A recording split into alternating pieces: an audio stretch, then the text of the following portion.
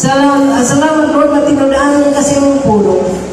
Ngayon ka Lord, tanawa ako, nagawan ka ninyo, hangtod sa katapusan, sa katuligan. Kung dili kong kamubiyaan, kung dili kong kamutaligdan. Matinudaan ng Ginoong na nagawan ka na, walang takna sa kagabiyon. Busa mga nagapaubos kami sa imong atubangan, nagaangkon kami Lord, kung lagi kami ang mahimong kuno na itaw. Busa pasaylo amin Lord, sa siyang kasing, kung doon ang sa pagpapasala, hugasi kami, hinluhi kami Lord, pinagis sa imong puno. Kung sa ngalan ni Jesus atong gibanduan ang tanan ng autang Espiritu sa pagpahawa in Jesus' name.